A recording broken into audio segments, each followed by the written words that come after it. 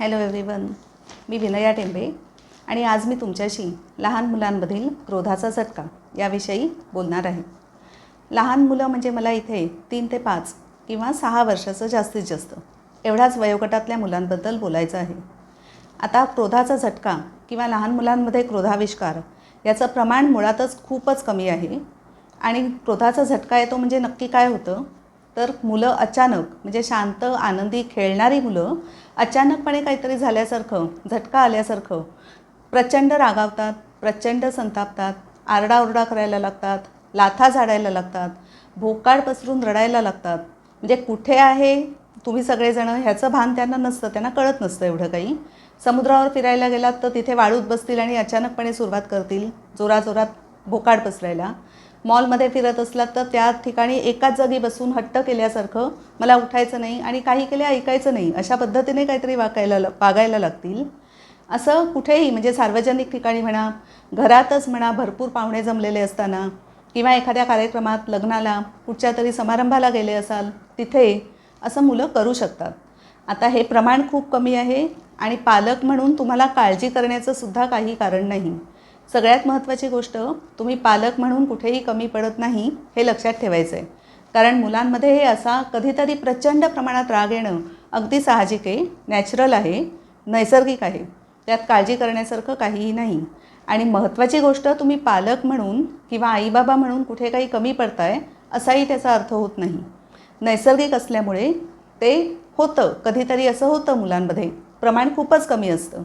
पण अशा वेळेला वागायचं कसं हे खूप महत्त्वाचं असतं.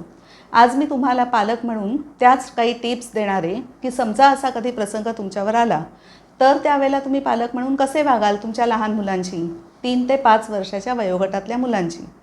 तर सगळ्यात पहिल्यांदा तुम्ही स्वतःवर आधी नियंत्रण ठेवा. तुम्ही संतापू नका, तुम्ही रागवू नका किंवा तुम्ही प्रचंड प्रमाणात अस्वस्थ होऊ नका किंवा ओशाळल्यासारखं सुद्धा तुम्हाला वाटायला नको की आपण काहीतरी कमी आहे, लोक बघतायत, काय हे आपलं दृश्यच होतं आहे, माझा लहान मुलगा एवढा छोटा गोड नेहमी असतो आणि आजच नेमकं ह्याला काय झालं, असं काहीही वाटण्याची गरज नाही. शांत राहा, संयम ठेवा. तुम्ही जितके शांत राहाल तितकं लवकर तुमचं लहान मूल शांत होईल. त्याला शांत करण्यासाठी सगळ्यात पहिल्यांदा त्या वातावरणातून पटकन उचलून घ्या आणि लांब कुठेतरी घेऊन जा. दुसऱ्या वातावरणात न्या. एखादा त्याचा आवडता खेळ असेल, पटकन काढा आणि त्याच्याशी खेळायला सुरुवात करा. किंवा बाहेर कुठे असाल, मॉलमध्ये म्हणा, मार्केटमध्ये, त्याला आवडणारी एखादी छोटीशी गोष्ट पटकन विकत घ्या आणि त्याला ती द्या आणि त्याला खेळायला प्रोत्साहन द्या. जेव्हा तुम्ही लहान मुलांना असं वातावरणातून लांब नेता तेव्हा ते आधी जे काही झालं आहे ते पटकन विसरतात. मुलांचा अटेन्शन स्पॅन म्हणजे लक्ष देण्याचं एखाद्या गोष्टीकडे जो काही क्षमता असते ती बरीच कमी असते, लहान असतात ना म्हणून.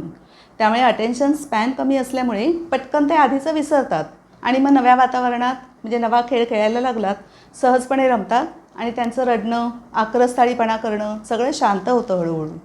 त्यामुळे ही सगळ्यात पहिली महत्त्वाची गोष्ट. दुसरी महत्त्वाची गोष्ट अशी की तुम्ही स्वतः मन शांत ठेवायला शिकायला हवं. पालक झालात, जबाबदारी पडली आहे तुमच्यावर, त्यामुळे संयम ठेवायला हवा आणि तुमचा स्वतःचा आदर्श आधी त्यांच्यासमोर ठेवायला हवा.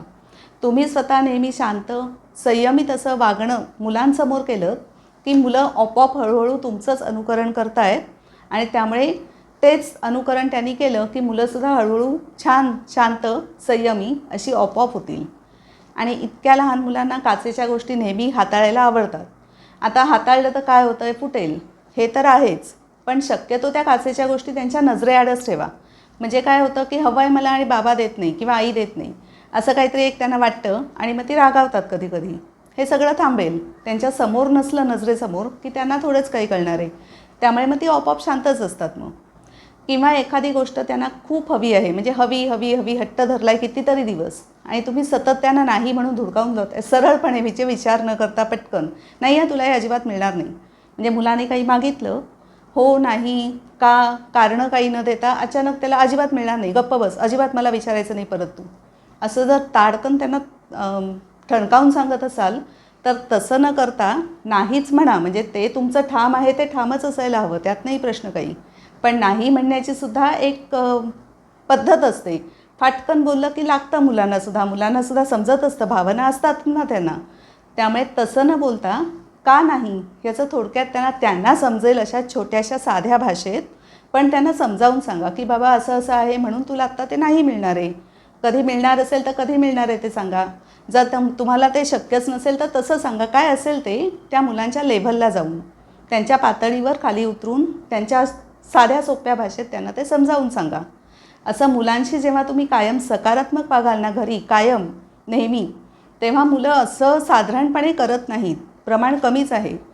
दुसरं म्हणजे त्यांचा दिनक्रम जो काही असतो रुटीन. आता मुलं लहान असतात त्यामुळे त्यांना फार ताण किंवा फार असं प्रेशर कसलं आलं तर त्यांना झेपत नाही. त्यांची प्रगती तेवढी झालेलीच नसते. म्हणून त्यांचं रुटीन नेहमी कायम व्यवस्थित राहील, जे काही असेल ते सलग तसंच राहील याची काळजी घ्या. म्हणजे झोपण्याच्या वेळा म्हणा, खाण्याच्या वेळा म्हणा, काय जे बाहेर कुठे जात असेल नर्सरीमध्ये वगैरे तर त्या वेळा सगळं कायम फिक्स असू दे. एखाद दुसऱ्या वेळेला कधीतरी काही चेंजेस झाले तर ठीक आहे, पण सारखं रुटीन त्यांचं बदलतं आहे असं व्हायला नको.